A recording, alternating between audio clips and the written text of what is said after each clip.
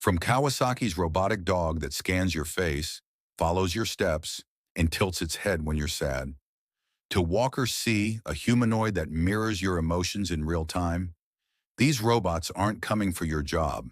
They're becoming part of your life. And the most unsettling part? They're already ahead.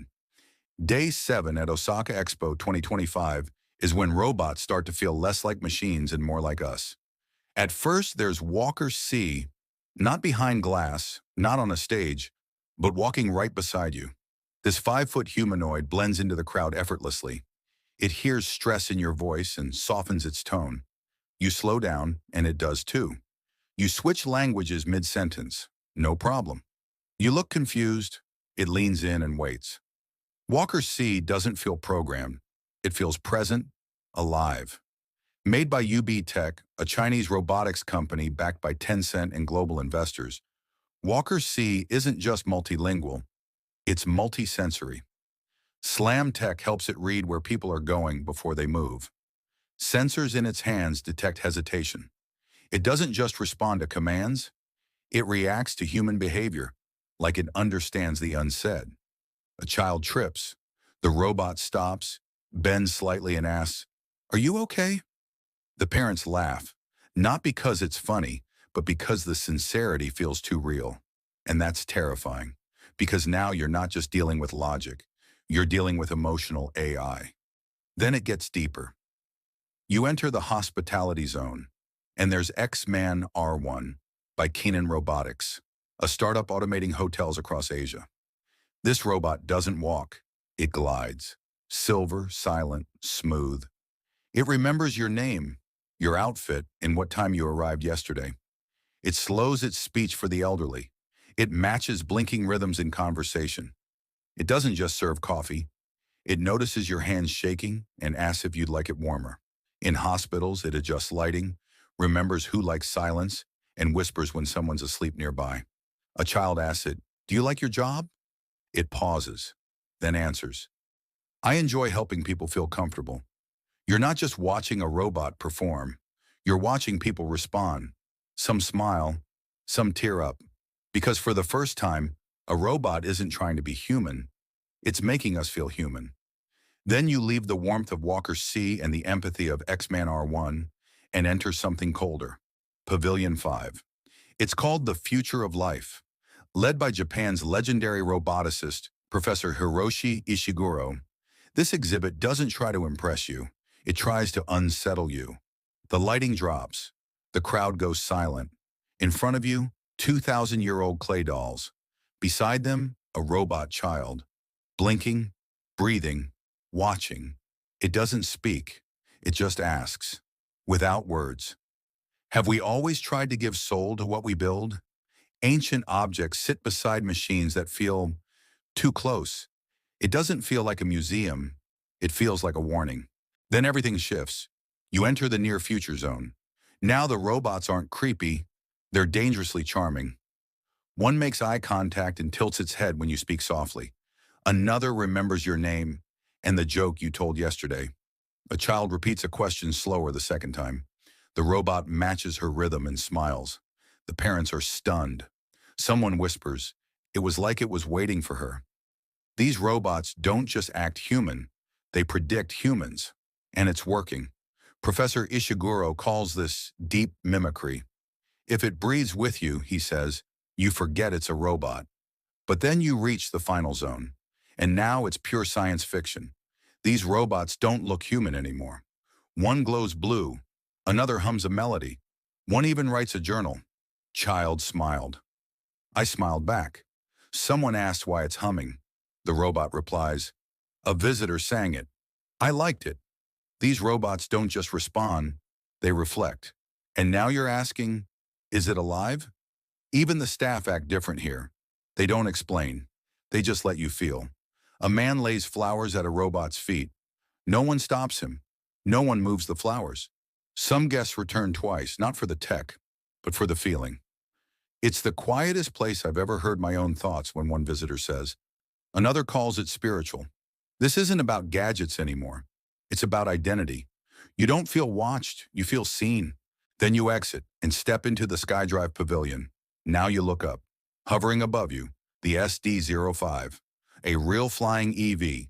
8 rotors, 2 seats, electric, quiet. You don't need a pilot's license, just your thumb and some courage. A man tries a simulator. 90 seconds later, he steps out wide-eyed. It felt like floating, he says. SkyDrive isn't showing off. They're changing how cities move. Live test flights are already happening near Osaka. They're building vertiports on rooftops, rivers, and parking lots. You won't land in traffic. You'll float above it. Then there's Hexa, by lift aircraft. Smaller, simpler, even more shocking. 1 seat, 18 rotors, controlled by a tablet. No license needed in the US, and it's classified as an ultralight. Hexa has flotation gear, auto-balancing, and even a ballistic parachute. A teen beats his dad on the simulator. It's like a drone you sit in, the dad says. A woman lands on her first try and tears up. It felt like the future. Hexa doesn't replace your car. It gives you a third option. Not walk, not drive. Rise. Then you meet the quietest, most dangerous robot of all, Flashbot. It doesn't smile, doesn't wave, doesn't even have a face. It just works. Built by Orion Robotics and deployed across Asia, Flashbot stocks shelves, navigates elevators, delivers water, and remembers where you stood yesterday. A man asks it, "Can you grab that?" The robot hears him, analyzes tone, turns and retrieves the item. No buttons, no confirmation. It understands not just words, but intent. It adapts, keeps distance from raised voices, moves slower near the injured, avoids cables, knows when not to interrupt. One nurse says, "It doesn't replace me, but it remembers what I forget." Hotels use it to recall lighting, thermostat, and music preferences. It's learning hand gestures, even basic sign language. Flashbot doesn't win hearts. It earns trust. And that's more dangerous. You don't argue with it. You don't expect affection, but slowly you depend on it. It doesn't dominate. It replaces, quietly, one task at a time. And while everyone's watching humanoids and flying cars, Flashbot is the one actually taking jobs. Then you walk into the Volocopter zone and realize the sky is just another traffic lane.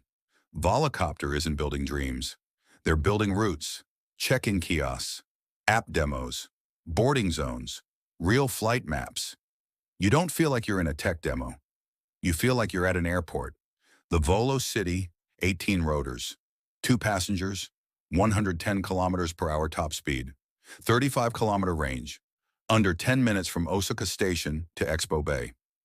Volocopter is working with Japan's government, running test flights, training pilots, building vertiports, and even partnering with Japan Airlines.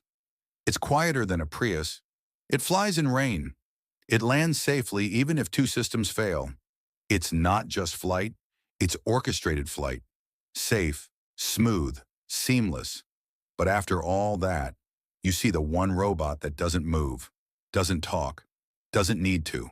Gundam, just standing. A time capsule. A monument to every hope, fear, and dream we've projected onto machines. Before AI had emotions, before drones replaced cars, we had Gundam. A generation of kids watched it fight for humanity. They imagined space colonies and mechs powered by emotion. Inside the pavilion are sketches from the 70s, simulators used to train for off-world construction, and footage of Japanese researchers testing lunar bots on volcanic soil. Suddenly it clicks. Gundam didn't predict the future. It inspired the people building it. Outside, a dad and daughter stare up. "Did it ever move?" she asks. "Not in real life," he smiles. "But in the stories, it saved the world." That's the truth. Gundam reminds us why we started dreaming about robots in the first place. Not to replace us, but to protect what we care about most. And that's the real message of Osaka Expo 2025. Robots aren't just getting more capable, they're becoming more personal. They're replacing actions, reactions, maybe even relationships. But Gundam reminds us, before the tech, before the code, before the sensors, came the stories. And the stories are shaping what future we walk into. So the real question is, What kind of future do you want to be part of? Because this isn't just about robots, it's about transformation. And if this opened your eyes, wait until you see what's happening across the globe at CES in Las Vegas. Smart cities, wearable AI, devices that can literally hear your thoughts.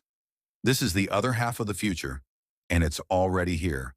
Tap to watch CES Expo Day 2, because the future doesn't pause, and neither do we.